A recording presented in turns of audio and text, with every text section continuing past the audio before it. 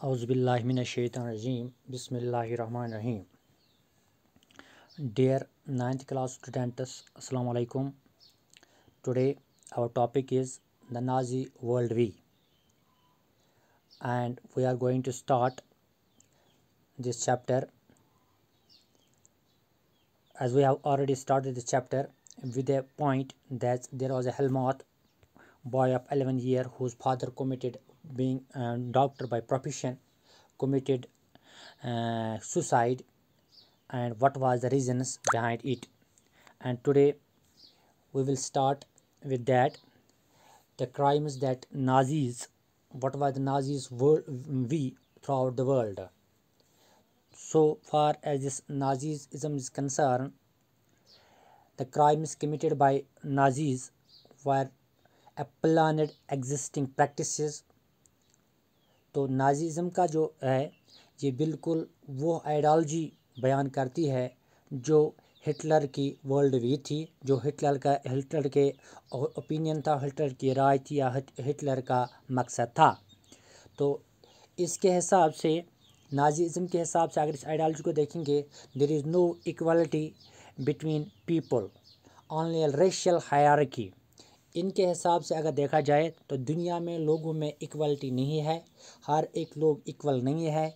तो उनके हिसाब से, नाजीज़म के हिसाब से, उनके अंदाज से, उनकी बात से और हिटलर की वीज से ये थे कि blonde, blue eyed, Nordic, German, Aryans, they are the highest superior rank hierarchy, and while the Jews जो है they are the lowest rank as per the human beings are concern.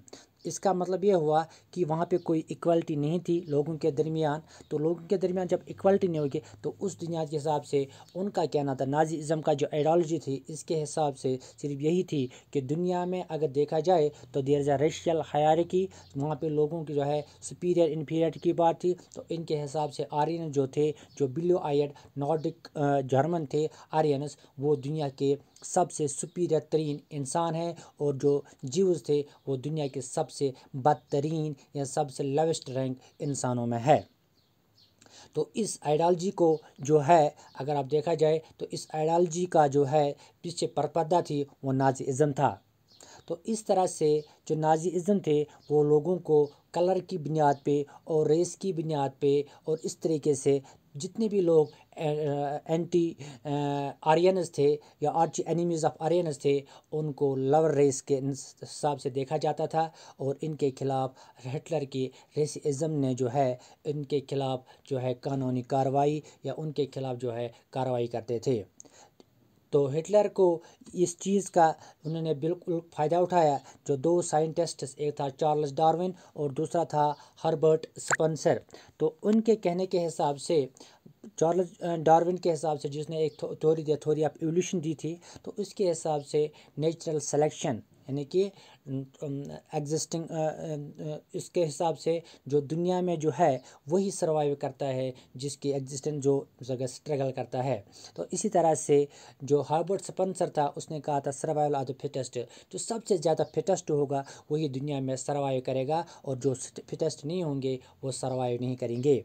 तो इन आइडियाज़ को उन्होंने ज़मीन पे जो है अडॉप्ट किया, तो क्लाइमेटिक कंडीशंस के हिसाब से। तो डार्विन जो इसने ये एडुकेट की थी थ्योरी ऑफ एवोल्यूशन का, इस तरीके से जो है हिटलर इसने इस थ्योरी को आगे बढ़ाते हुए नाजीज़म का आर्गूमेंट जो है बिल्कुल सिंपल कर दिया। उसने कहा कि दुनिया की स्ट्रॉन्गेस्ट रेस जो है वो आर्यनस है, वही सर्वाइव करेगी। जो रेस्ट ऑफ द रेसेस है दुनिया में वो बिल्कुल टेम्परेरी है, वो फिटेस्ट नहीं है, वो सर्वाइव नहीं करेंगे। तो उनको उन्होंने परिश करने की कोशिश की।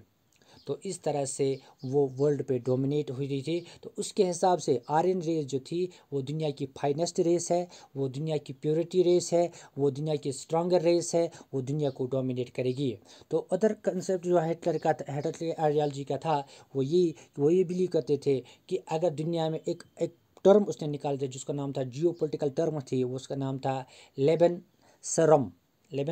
राम जो है आर लिविंग स्पेस, उसको कहते हैं लिविंग स्पेस। उसके हिसाब से जर्मनी में जो आर्यन रेस थे उनको रहने के लिए जो जगह चाहिए वो भी दुनिया में वो नई वो इस तरीके से हासिल करेगी जब वो दुनिया में नई नई टेरिटरीज जो है कन्क्वेयर करेगी और उनको जगह को सेटल करने, उन जगहों पे रहने के लिए वो अपनी रेस के जितने भी लोग हैं उनको वहाँ पे सेटल करेगा।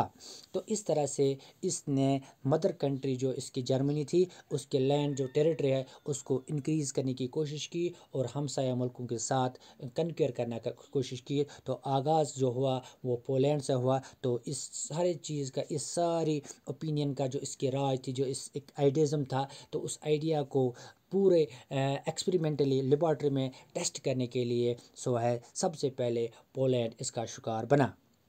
इस तरह से जो है हिटलर की जो नाजीज़म था इसने एक ऐसे स्टेट को तैयार किया था जिसकी बुनियाद रेशियल स्टेट, जिसको हम कहते थे, जिसकी बुनियाद रेस की बुनियाद पे थी और रेशियल स्टेट की बुनियाद पे थी।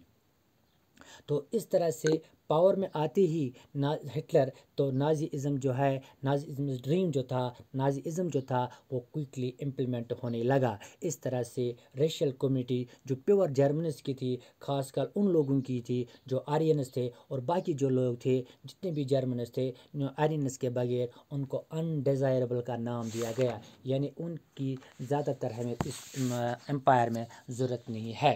तो इस तरह से उन्होंने कहा कि हम ऐसी सोसाइटी तैयार करेंगे जो प्योरली एंड हेल्दी होगी, सिर्फ किन की, एक ही रेस की, and that race is Nordic Aryans. तो इस तरह से बाकी they are only desirable people, they are the only desirable race throughout the world, rest जो भी रेसेस है वो बिल्कुल अनडिज़ायरेबल है। तो इस तरह से उन्होंने ऐसे लोग जो बिल्कुल अनडिज़ायरेबल थे, जिनकी जो है जो सर्वाइव नहीं कर सकते थे, जो बिल्कुल फिजिकली अनफिट थे या फिजिकली मेंटली अनसाउंड थे, उनको क्लीन करने की कोशिश की।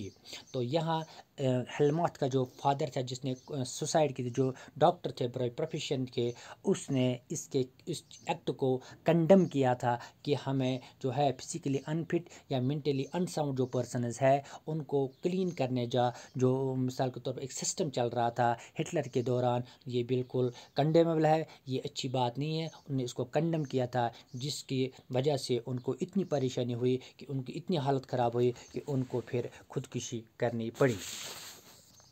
तो ज्यूज जो थी ये सबसे लोवेस्ट रेशियल कम्युनिटी थी जर्मनी में as per the Hitler's commitment है। तो इनको सबसे ज़्यादा अनडिज़ायरेबल कहा जाता था। इतना ही नहीं, और भी बहुत सारे रेसेस थे जर्मनी में, जैसे ब्लैक्स थे, जेसीपीज थे, और भी थे जिनको ये बायोलॉजिकली इन्फीरियर या जिनको बायोलॉजिकली इन्फीरियर रेसेस कहा जाता था। और only and only there is was the only special race and that was the special race of only superior Aryan race. तो दूसरे जितने भी रेसेस थे, चाहे वो रशियंस हो, पोल्स हो, जितने भी है, उन सबों को सब रेसेस के नाम से जाने जाते थे, इन्फीरियर्स के नाम से जाने जाते थे। उनको मुख्तलिफ़ तरीक़ों से तड़पा कर, मुख्तलिफ़ तरीक़ों की हथकंडे इस्तेमाल करके उनको इस दुनिया से ख़त्म किया जाता था। तो जीविस जो थे सबसे ज़्यादा जिन्होंने सफ़र किया जर्मनी में नाजीज़म के दौरान, हिटलर के दौरान, वो जीव्स थे जिनको बिल्कुल ये कहा जाता था कि उन्होंने बिल्कुल ये they are the killers of the Christ. और भी है जिन्होंने क्या किया था, जो जिनकी कोई ज़मीन ही नहीं है, वो सिर्फ इस चीज़ पे बसते थे, वो बिज़नेस या एक्सेसिव इंटरेस्ट लेते थे मनी लैंडर से, उन चीज़ों से, ताकि वो उससे क्या करते थे, अपने रोज़गार बसर करते थे। तो उनको इनने एक ऐसे इलाके में भेज दिया, ऐसे होम्स में भेजा जिनका नाम था गेट हाउस। गेट हाउस मतलब का मतलब होता है कि इन रूम्स में जो थे, ये उनको हम ऐसे कहेंगे कंसंट्रेशन कैंपस थे, वहाँ पे इनको फिर प्रोसिक्यूट किया जा रहा था। वायलेंस, एक्सप्लोजन, बहुत कुछ उनके साथ ज्यादती की जाती थी। और इस तरह से हिटलर के हिसाब से जो ज्यूज थे ये बिल्कुल वो रेस थे जो बिल्कुल इन्फीरियर से, सीरो साइंटिफिक रेस है, इनके कोई मतलब को हम कहेंगे कोई औकात ही नहीं है। तो इस तरह से है जो ज्यूज प्रॉब्लम को उनको इस दुनिया से ख़त्म करने के लिए, जब यूँ ये सारे ज्यूज ख़त्म हो जाएंगे तो total elimination of Jews problem जो है वो तभी ख़त्म हो जाएंगे जब ये इन दुनिया से टोटल एलिमिनेट हो जाएगा, यानी टोटल एलिमिनेशन ऑफ ज्यूज। तो फिर उनने 1933 से लेकर 1938 में नाजी टेररिज्म तकरीबन उन्होंने क्या किया, उन्होंने सारे ज्यूज़ को ख़त्म करने कोशिश की, इतना मजबूर किया कि वो इस जर्मनी को छोड़ने पे मजबूर हुए। फिर उन्होंने 1939 से लेकर 1945 तक उन्होंने उनको कंसंट्रेशन कैंपस में भेजा, एक एरिया जहाँ स्पेसिफिकली इनके लिए बनाए गए थे। तो वहाँ पे इनकी कंडीशंस इतनी ख़राब होने लगी कि उनके जो सिस्टम थे, वहाँ पे जो सिस्टम तैयार किया गया था वो ऐसे ख़राब सिटी में थी कि जिसकी वजह से उनको ये दुनिया जो है परेशानी उठाने के बाद उनको इस तरह से ख़त्म किया गया, आहिस्ता आहिस्ता ख़त्म किया गया।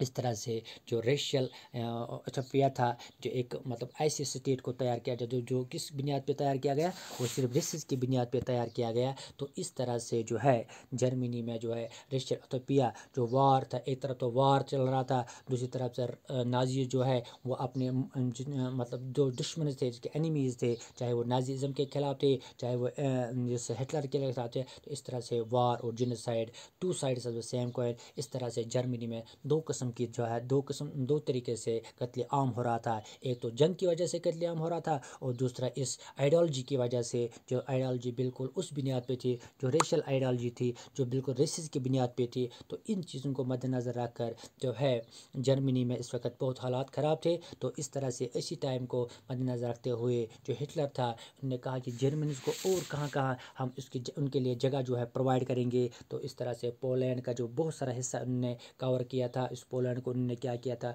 पोलैंड के लोगों को वहाँ से निकाल दिया था, अपने घरों से निकाल दिया था, उनको खुले आम भेज दिया था। और वहाँ पे जो है जर्मन रेस, जो सुपीरियर रेस, जो आर्यनस थे, उनको बसाने की कोशिश की गई। तो इस तरह से बड़े बड़े गैस चैम्बर जो है, बड़े बड़े हाउसेज जो है, जो कंसंट्रेशन कैंपस है, जहाँ पे इन सारी प्रैक्टिस को किया जाता था, तो उन सारे जो है इनको क्या किया गया, तो उन चीज़ों को इस्टेब्लिश किया गया। और वहाँ पे तमाम रेसेस जितने भी हो आर्यनस के बगैर, उनको वहाँ पे भेजकर उनको रेस एक्सपर्ट के ज़रिए उनको क्या टेस्ट कराए जाते थे, उनमें वो जीन्स इंसर्ट किए जाते थे, वो ब्लड पास किया जाता था, उनकी औरतों को प्योर रेस आर्य रेस के साथ बिठाया जाता था। और फिर जब वो मिसाल के तौर पर वहाँ पे जो बच्चे पैदा होते थे, उनको फिर टेस्ट किया जाता है कि ये क्या प्योर आर्य रेस है। तो उन प्योर आर्य रेस को और भी मिसाल के तौर पर नशोनुमा इनकी की जाती, डेवलपमेंट की जाती थी। जो प्योर आर्य रेस नहीं होती थी, उनको गेटो हाउस में या बहुत सारे ऐसे हाउस में, कंसंट्रेशन कैंपस में भेजकर उनको वहाँ से उनको ख़त्म किया जाता था, उनको पनिश किया जाता था, उनको एक्सटेंड किया जाता था, उनको किल किया जाता था।